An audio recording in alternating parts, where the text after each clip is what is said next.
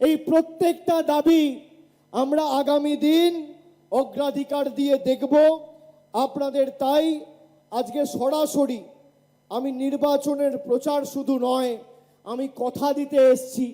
আমি ভেবেচিন্তে কথা বলি আর কথা দিলে কথা রাখি।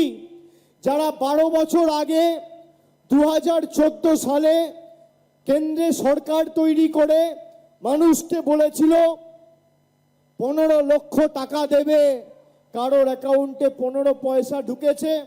উত্তর হচ্ছে না। বলেছিল বছরে 2 কোটি বেকারের চাকরি দেব, কজন মোহনপুরে, দাঁতন 1, দাঁতন 2, কেশিয়াড়িতে কেন্দ্র সরকারের চাকরি পেয়েছেন? রাস্তায় যারা আছেন একটু হাত তুলে বলুন। পায়নি। বছরে যদি 2 কোটি চাকরির প্রতিশ্রুতি মোদিজি দেয়, তাহলে 12 বছর ক্ষমতায় 12 বছরে 24 কোটি চাকরি। প্রত্যেকটা বিধানসভায় গড়ে তার মানে 60,000 চাকরি দেওয়ার প্রতিশ্রুতি দিয়েছিল বিজেপি সরকার। এই মোহনপুরে, দাঁতনে, কেশিয়াড়িতে একটা যুবক, একটা বাড়িতে যদি আপনারা দেখান যে কোনো রকম উন্নয়নের ডালি নিয়ে কোনো বিজেপির নেতা কর্মী বা 10টা যুবক যুবতীর হাতে কর্মসংস্থানের নিয়োগপত্র মোদিজির সরকার তুলে দিয়েছে, আমি রাজনীতির আঙিনায় পা রাখবো না। তারা লড়াই করছে ধর্মকে ঢাল করে। আমি আমার রিপোর্ট কার্ড নিয়ে এসেছি। কেশিয়াড়িতে, দাঁতনে কত মহিলা মায়েরা, বোনেরা, বৌদিরা লক্ষ্মীর ভান্ডার পেয়েছে, কত রাস্তা হয়েছে, কজন আবাস যোজনায় বাড়ি পেয়েছে, কতজন কৃষক বন্ধুতে উপকার পেয়েছে, কতজন রূপশ্রী কন্যাশ্রীতে উপকৃত হয়েছেন, তার তালিকা আমি আজকে আপনাদের দেব। বিজেপির বন্ধুদের অনুরোধ করব যে আগামী দিন যদি রাজনীতি করতে চান তাহলে ধর্মে নয়, কর্মের ভিত্তিতে রাজনীতি করতে হবে। আপনার সরকার 12 বছর ক্ষমতায়, আমাদের সরকার 14 বছর ক্ষমতায়। মোহনপুরে 5টা অঞ্চল রয়েছে।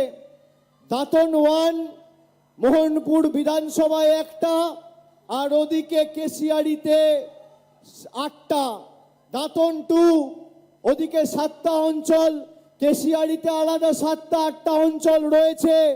আপনি জায়গা বাছুন, সময় ঠিক করুন, মঞ্চ বাঁধুন।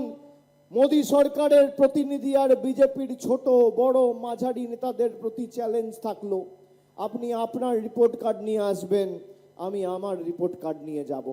একদিকে আপনি থাকবেন, একদিকে আমি থাকব।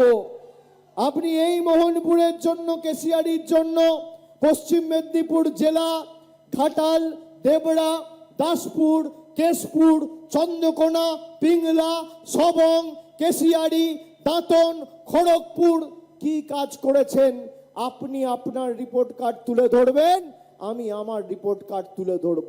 ভোকারটা করে যদি মাঠের বাইরে না বার করতে পারি, রাজনীতি ছেড়ে দেবো, এত বড় কথা বলে দিয়ে যাচ্ছি। সাধারণ মানুষ যাদেরকে ভুল বোঝায় জিজ্ঞেস করবেন, এখানে ক্যামেরা আছে, আমার কথা রেকর্ড হচ্ছে।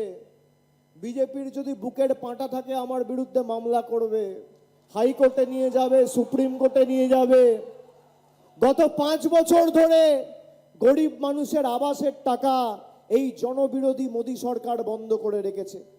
গরিব মানুষের 100 দিনের টাকা, যার উপর কত মানুষের জীবন জীবিকা নির্ভরশীল, আজকে প্রায় 5 বছর ধরে 100 দিনের টাকা এই জনবিরোধী মোদী সরকার, পদ্মফুলের সরকার, বিজেপি সরকার বন্ধ করে রেখেছে।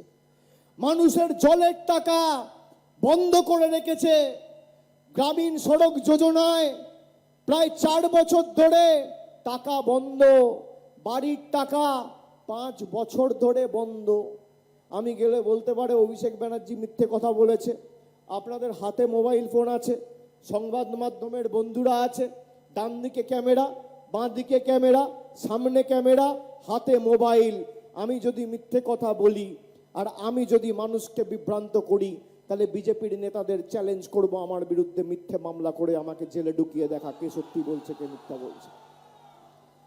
এদের পায়ের নখ থেকে মাথার চুল সব 2 নম্বরই। আপনার পাড়ায় আপনি যান, গ্রামে যান, এলাকায় যান, দেখবেন ডান দিক বাঁ দিক তাকিয়ে কোনো ভদ্রলোক, সভ্য লোক, মার্জিত লোক, শিক্ষিত লোক বিজেপি করে না।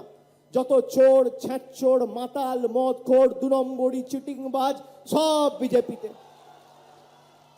ভালো ভদ্রলোকেরা কোনোদিন বিজেপি করতে পারে না। এখন দেখেছেন নির্বাচন ঘোষণা হওয়ার পর আমি দেখছি বিভিন্ন জায়গায় বিজেপির প্রার্থীরা বাড়িতে গিয়ে দাড়ি কামিয়ে দিচ্ছে। সমাজ মাধ্যমে আপনারাও দেখেছেন, খবরের চ্যানেলে আপনারাও দেখেছেন। মায়েরা আছে, অনুরোধ করব বিজেপির প্রার্থী এলে ঘর দুয়ার পরিষ্কার করান, ঝাঁটা হাত দিয়ে বাড়িতে ঢুকিয়ে ঘরটা পরিষ্কার করান, ঝাঁট দেওয়ান। ভাইদের অনুরোধ করব, যদি এরা আসে আগামী 1 মাস চুল দাড়ি কাটার জন্য পয়সা অপচয় করবেন না, বিজেপির প্রার্থীদের দিয়ে চুল দাড়ি কাটান। তার কারণ 23 তারিখ নির্বাচন, 4 তারিখ ফল ঘোষণা। 4 তারিখের পর আর বিজেপির বাবুদের টিকি খুঁজে পাওয়া যাবে না, এদেরকে আর দেখতে পাবেন না। নির্বাচনের সময় খালি বড় বড় ভাষণ আর বুলি, ধর্মের নামে রাজনীতি আর কর্মের হিসাব দেওয়ার সময় লবডঙ্কা। কত রাস্তা করেছো, কত বাড়িতে জল গেছে, তার হিসাব কোথায় মোদিজি?